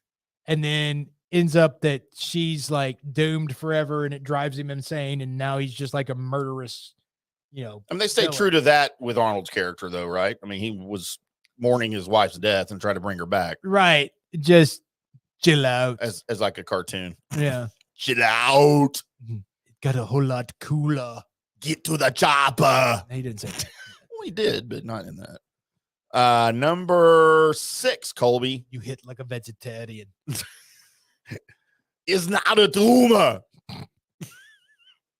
Ra's al Ghul, Demon Head, League of Shadows. The League of Shadows is, of course, what they got into in Batman Begins, but the League of Shadows is also what ends up spawning, which will soon be your new Batman, your Damian Wayne. Right. So, and Ra's his heart's in the right place. He wants ultimately for everything to be good, but he's also an evil dictator that's ahead of assassins. So, I mean, he doesn't look evil there yet. No, but he's also crazy because he's not supposed to be as young as he is, but he keeps going into the Lazarus pit, and every time you go in, you get a little crazier. So, I feel like I've been in the Lazarus pit. I mean, that may be the reason why you're still here. How about number 5, Edward Nygma, the Riddler? I like that. I mean, I did get to see and remember a lot of the character process behind him. They did a really good job at making him from the guy that's unsure of everything to the guy that he is by the end of the damn thing. Because he's super smart. He loves, just the Riddler finally got a little bit of due there, and of course got a lot of due in the Batman. Mm-hmm, he did.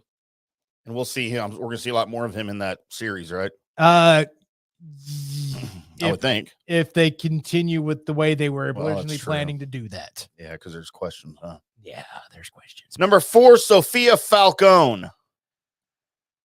So that's, of course, the daughter of one of the Dons over Gotham and one of the gang leaders. And so she kind of, paves the way and one of the more closer interactors with, Gotham PD and such like that. Just a highly skilled bad woman that has control over too much. Man, I know a bunch of those. All the control. Mm-hmm. Colby, number... where are we? Number 3. How about some Hugo Strange? This is a guy that doesn't get enough of what he is to Gotham and the whole Gotham canon. He is your crazy mad professor type situation. That's really all, but his experiments and everything have, he's been close to uncovering Batman's true identity and such like that. But he's also over Arkham at the beginning before he goes completely mad. So this guy has a lot of good story arcs, and they did some of that in the Gotham TV series. They sure did. How long was that on? Do you remember? It was on for a good 3 seasons, I think. Oh, that's it. 3 or 4. So it'd be easy to catch up on. And I have to assure myself. It's been a while since I've been down that road. I'll have to assure myself on that. Number 2, Jerome Valeska and Jeremiah Valeska, leader of the Maniacs. Okay, I believe this is the gang that end up spawning the Joker out of this. Is they were all as a part of this gang that ended up spawning the guy that would eventually turn out to be the Joker. Yeah, if you look at the picture, it's very Joker-like. Yes. So they kept hinting that he could be the Joker and end up would be yeah. So, and they just kept going like he could be. This could be the backstory to the Joker, but they waited till the very end to confirm it.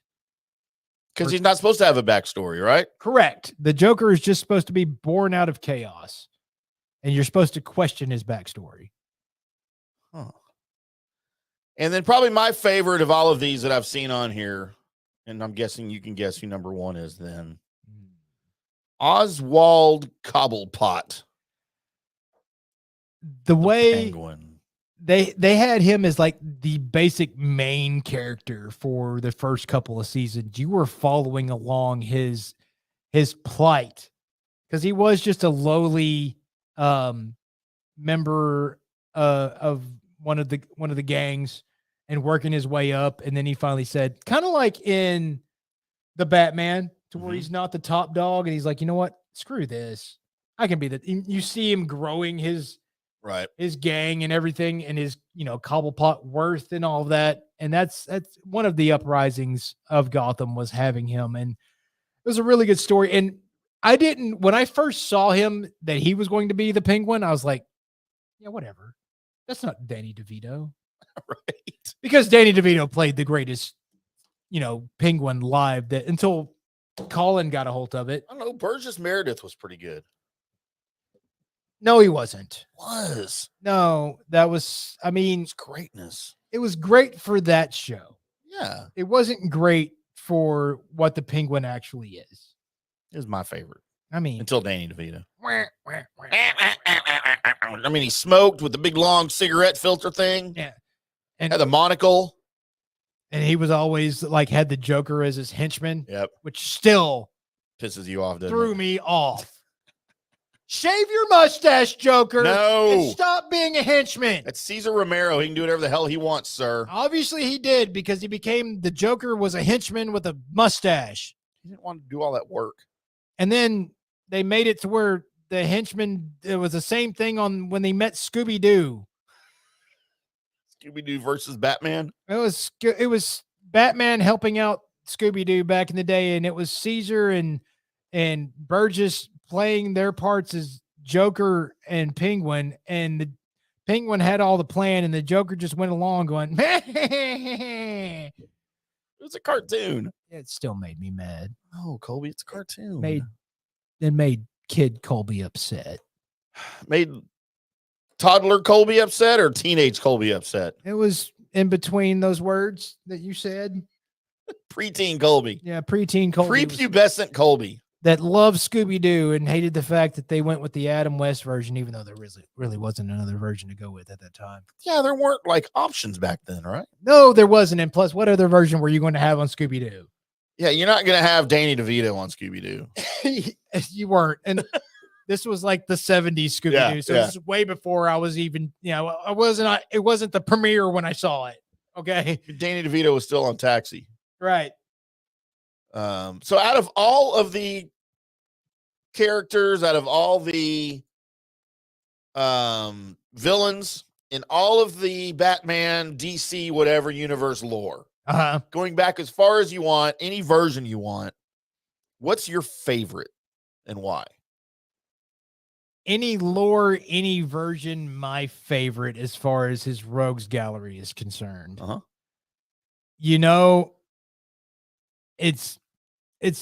It should be tough for me to come up with it, but it's really not. I figured it'd be easy for you. It is. Well, there's two versions of the character. There's the one version of the character that's in the comic books. That's my favorite version. It's the version of the Joker that he's reached his maddest. And I remember one comic book cover that had him with he had his hands running through his hair and it was everywhere, and his mouth was agape and his eyes were just wide open, and the whole frame of the comic book was just ha ha ha ha ha ha ha ha ha ha ha ha, and you could feel the laughter off of that. And that is forever the picture that I have of Joker. But my favorite version will always be the Mark Hamill Joker. Just that's the animated series. The animated series. And he also, Mark Hamill did not only the animated series, but he also voiced Joker in a lot of other places, and a little bit more PG-13 to R-rated versions of the that's cool. Of the DC animated universe. And having Mark Hamill in there doing that, good God, that was epic. The only version that would ever top that for me is if somebody finally went and got Willem Dafoe to play the Joker. Dude, I can't believe that hasn't happened. If somebody would just go ahead and do that, make a one-off or whatever, just one movie, and you're going to have one guy play the Joker. He's literally got the built. You have to do nothing except for paint his face. That's it. Like, yeah, you don't need like prosthetics or anything. Nothing. He's already got the face for it. He's already got the hair for it. He's got everything for it. The build, the everything. And the man can be maniacal. He looks maniacal. He's probably got a laugh built in there somewhere too. Yes. That's the only version that I ever want to see. Whenever they have somebody else, this guy's going to play the Joker, and it's like, it's not Willem Dafoe. Dude, I wonder if he's ever been approached.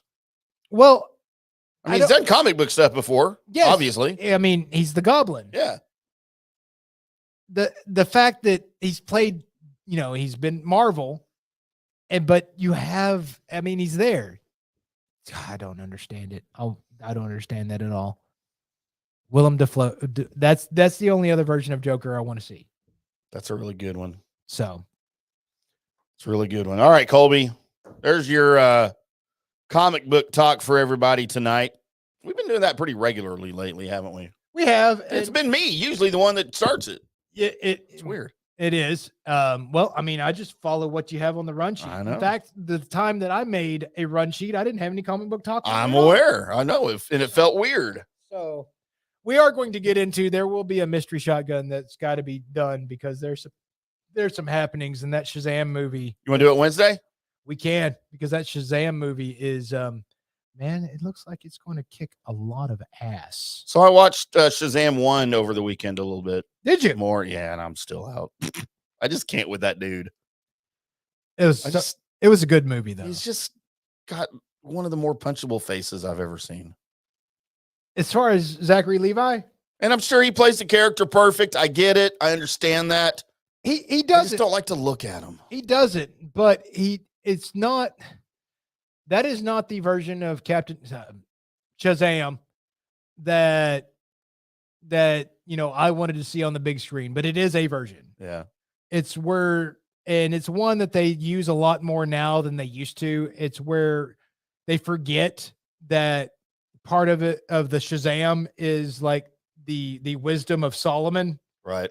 In there, and they leave that out because wisdom comes with age. And so when he turns into Shazam, he should have the wisdom of an aged person. He shouldn't be acting like a little kid. So, but he does play that I'm a kid in a grown-up's body thing really well. Yeah. So, and it bothers me. So I had to show my kids over the weekend the 70s TV show Shazam. Okay. Because I'm like, this is the Shazam I remember. They on YouTube, they had the opening, which is hysterical because you have Mentor and the guy, old man that he's with all the time in that show. Right. Literally, that's his name, Mentor. That's all anybody calls him. That's what he is on the opening credits. It just says Mentor. And he's always wearing that great 70s one-piece jumpsuit. And do they call him Captain Marvel in that show? Yes. Okay. They do, because on the opening credits, whoever the actor's name is, so-and-so as Captain Marvel. Right. But he calls him in the show, he calls him Shazam. But on the credits, it's as Captain Marvel. Yeah. He's Captain Marvel. Yeah, he is. There's no question. But it was, dude, looking back at some of that stuff, I'm like, this is corny for 70s, because it was a Saturday morning TV show, for kids. Right. And I was thinking, man, I watched every comic book movie, TV show, whatever based thing in the 70s. The Hulk, Wonder Woman, Spider-Man, Shazam, everything. I watched it and I was into it. I can't believe I never got into comic books. It's crazy.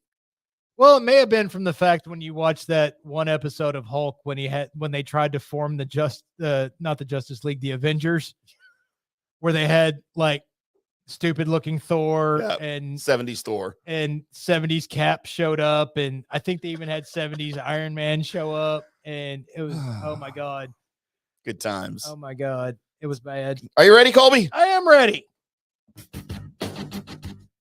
Thank you, Tim. Thank you, me. Thank you for making us sound good. News and Notes is where I search the World Wide Web for the weird. Internets. And by God, I found it. Let's go to Maine. Well, actually, this is a Maine woman, but she was in New Hampshire. Yeah. Thank you, LA Knight. We're actually in Seabrook, New Hampshire. So here's what happened. So they ended up in New Hampshire. They're from Maine. And her and her boyfriend, right? Well, they're staying in a hotel, and they're they're running out of money to stay in this hotel. Uh-oh. They're kind of hard up. So the lady looks at the man, and the man says, "You know what? I've got a gun. I'm gonna go over here and rob this Dick's Sporting Goods down the street." So he does, and he's there. He's robbing the Dick's Sporting Goods when the police are called, and they happen to be nearby, and they get there to the Dick's Sporting Goods before he can exit the place. But he's able to avoid being seen by the police right off the bat, and he runs and hides in the Dick's Sporting Goods bathroom. To which he calls his lady who's at the hotel and says, "Babe, I need your help." So she says, "All right." She calls an Uber. I don't know how long he's in this restroom, but there's enough time for an Uber to show up. She gets in the Uber car, and on the way to the Dick's, she realizes she needs some kind of diversion. Oh no! In order to get her husband out of Dick's, out of the Dick's potty. So she's like, "All right, I know exactly what to do." She picks up her phone. She calls 911. Wait, no, she doesn't call 911. Excuse me. She calls the Walmart next to the Dick's. Yeah. And she places a bomb threat. Oh my God. At the Walmart. To which the Walmart then calls 911. They evacuate the Walmart and send out the bomb unit. To which the police that were at the Dick's are immediately called to go help evacuate the Walmart. It's a good plan. It's a great plan. It's a good plan. And she's able to then pick her boyfriend up because she's already in an Uber. And they go right back to the hotel and they pay the Uber with, some of the stolen money from the Dick's. The problem is the Uber driver, because she was on speakerphone when she made the bomb threat. Oh my God. Also knew where they were staying at, which was the hotel. Immediately calls the cops and says, "Hey, I know who placed your bomb threat. I know where they are." And also, some guy came running out of the Dick's and jumped in the car with a gun. They're staying at this particular hotel, to which when cops arrived, needless to say, they were shocked that they got caught. But Megan Levitt and her boyfriend, which I don't guess made the article. He didn't even get his name in it after all of that. No, never mind. Dick D'Amelio. Of course. So Megan and Dick, much a man, I guess he just knew he was going to go rob a Dick's. They ended up in jail. So she had a cunning plan, sir, but she was on speakerphone, so she's also an idiot. Huh. Let's go to Philadelphia, where that's really sad. So James Marcus Taylor, he got a call. He got a call from his work, and they said, "Hey, so and so, they called in sick. We don't have anybody to cover the shift." And so James, or you can call him Jay, as his friends and family did, says, "Yeah, sure," because he, described by his family, was that type of guy. And so Philly, his job was within walking distance, so he walks up to a corner store that he always walked to, and somebody ran in and shot him 21 times. Story took a terrible turn. Yes. After investigation, it was mistaken identity. Oh. The person that shot thought he was somebody else. I'm telling you, there must have been twin-like resemblance, because I could understand being so mad at somebody or needing to take vengeance on somebody so bad. I actually can't understand this. I mean, break out a fist, get into a fist fight, whatever. But if you're inclined to a firearm usage and you already know you're going to jail or whatever, I can almost see shooting somebody once. But 21 times, and then it's not the right person. You wasted all that ammunition. Obviously they were sure. They were 21 times sure that this was the person. It was, when I read this, I was like, he was shot because of mistaken identity. That sucks. And then I saw he was shot 21 times. At some point after the 12th time, you're like, maybe this ain't the guy. I don't know. Are you questioning it while you're pulling the trigger? Like, you're not, right? I mean, I don't know what's going through that person's. I mean, you ever killed a guy, Colby? No. Oh. I don't know. Never. Yeah, me neither. I don't know what. I mean, I can't imagine. But at some point during that, somebody's got to go, hey, I don't know if that's the guy. Clow. But still, I mean, one time was enough. You took somebody away from their family. But somebody needs to find this person because they're still looking for him. They didn't catch him? They didn't catch him. Well, then how do they know it was mistaken identity? Through the cops, through asking questions. Basically, I think the guy came in and said somebody else's name while he was shooting him. Oh.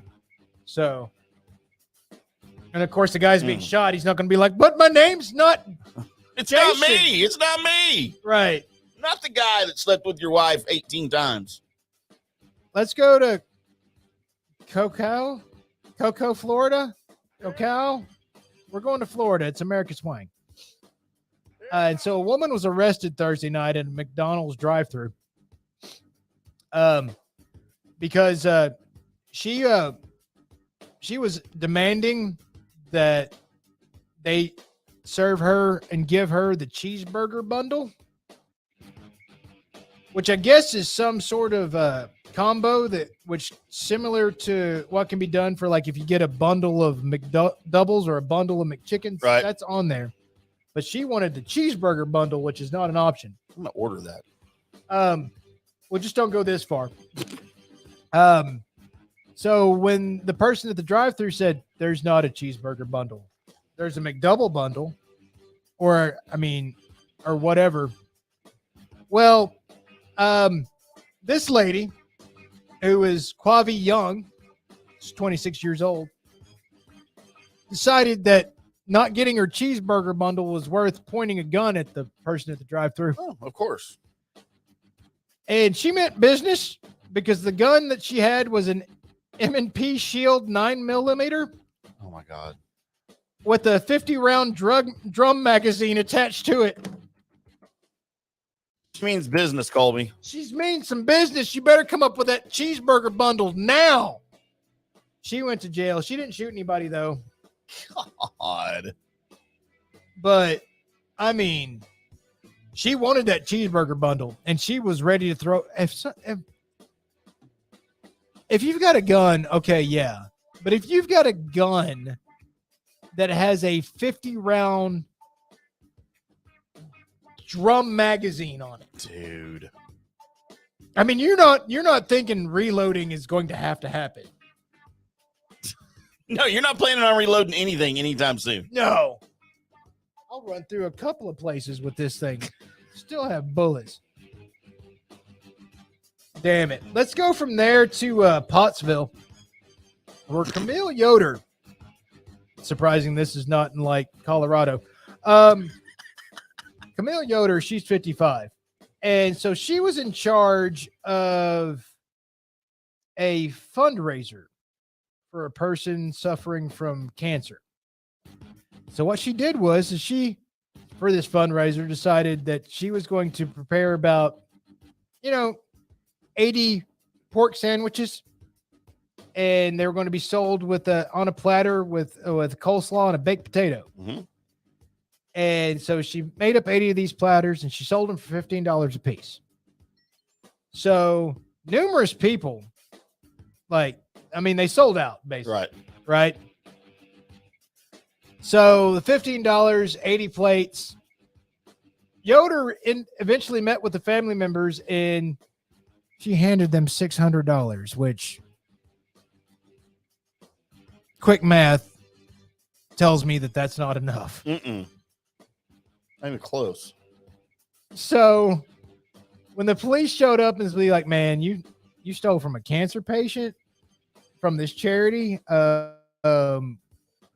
you're about to have charges filed against you. She was like, no, man, I had expenses in coleslaw. So the remaining $800 or whatever is what it cost her to make coleslaw. I don't know. I mean, I know eggs are pretty high priced, but I can't. I mean, even fancy coleslaw doesn't have any eggs in it. I know cabbage isn't that expensive. No. $80 coleslaw, huh? I mean, $800 coleslaw, huh? Damn, that's good coleslaw. That's got to be. I mean, I tell you, those people better be offering up an extra $10 for the coleslaw. Holy crap! So she stole from a cancer. Basically, the story is she stole from a cancer patient and blamed it on the coleslaw. I mean, maybe it was really good coleslaw. Who are we to say? And we didn't have it. But unexpected coleslaw charges. Damn. That's greatness. Let's go from there to Norristown, Pennsylvania, where, there's been a shootout. It's Philadelphia, so yeah. Yeah. So what happened? Just doing your own drops now. I am. So what happened is this is a headline. I just have to read the headline. Police launch an investigation into fatal shooting at a cemetery birthday celebration. How many red flags can you count in that headline? Fatal shooting, but the main one is cemetery birthday celebration. Exactly. So, all right. So what had happened is that they were there was this birthday celebration at the grave of Tyreek Farrell, who was shot and killed in 2013. And I'm guessing the two sides of people that ended up in the shootings that ended up taking his life, both of them thought it was a good time to go celebrate his birthday. Huh. Because during the birthday celebration, they found about 30 shots had been fired. Jesus. Between the two groups. At each other? Yes. I mean, they're firing them in the air, in celebration. But, on a side note, they only found one person dead and another person seriously injured. So it looks like two groups of stormtroopers were taking shots at each other over a birthday celebration at a cemetery. Maybe people celebrate their birthdays different. Well, they were there. I mean, I can understand on somebody's particular birthday, maybe going to, just remember them that day. Mm-hmm. But to have a birthday celebration, like break out the barbecue pits and have a party and throw it. I mean, hey, you know what? Sure. You do you. Just don't bring any guns. The last thing that I would like to have happen is for me to go to a birthday celebration at a cemetery and die. That's, I mean, I guess it's convenient. I'm already there. And finally, if you're looking for somebody that released the zombie plague, I have found that the bent nails at a Roman burial site that formed a magical barrier to keep the dead from rising have been removed and placed into a museum. So they saw a Roman burial site